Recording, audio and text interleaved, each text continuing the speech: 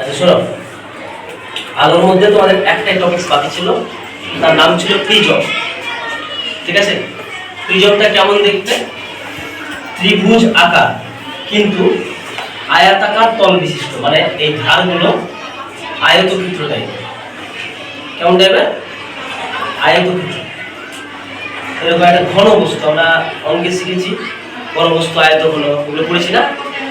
তো ত্রিভুজ আকৃতি বিশিষ্ট কিন্তু আয়তাকার তল বিশিষ্ট, স্বচ্ছ প্রতিসারক মাধ্যম। স্বচ্ছ প্রতিসারক মাধ্যমকে বলা হয় কি? প্রিজম। এই প্রিজমের মধ্য দিয়ে আমরা পড়েছি এর আগে যে আলো কি হয়? বিচ্ছুরিত হয়। বিচ্ছুরিত হওয়ার পরে কয়টা বর্ণে বিভক্ত হয়? 7টি বর্ণ।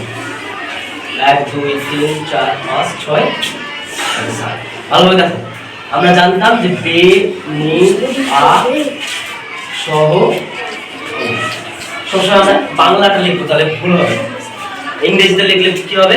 ব্লু মানে আকাশ হয়ে যাবে, আর ইন্ডিগো মানে আবার নীল হয়ে যাবে, উল্টা পাল্টা। তাই জন্য বাংলাটা লেখার চেষ্টা করি। এটা কেন লিখলাম স্যার? দেখ, এই উপরের বর্ণগুলো সবচেয়ে তরঙ্গ দৈর্ঘ্য বেশি, তাহলে কার তরঙ্গ দৈর্ঘ্য বেশি? লাল আলো। আর নিচের বর্ণগুলো চ্যুতি বেশি, আমরা চ্যুতি কোণ পড়েছিলাম, বিচ্যুতি বেশি। তো এখানে কেন আমি লিখলাম এটা? যে কোনো দেখো, আমাদের যখন কোশ্চেন আসবে তখন 4টা অপশন থাকবে। কয়টা অপশন থাকবে?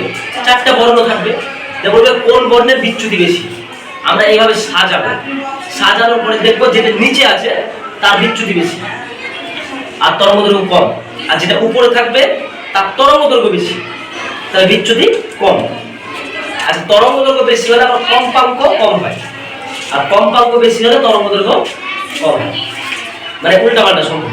ঠিক আছে, তা আমাদের প্রিজমটা মোটামুটি গেল। যে প্রিজমকে বলা হয় ত্রিভুজাকার আয়তাকার তল বিশিষ্ট একটি স্বচ্ছ প্রতিসারক মাধ্যম, যার মাধ্যমে আমাদের আলোর বিচ্ছুরণ হয়।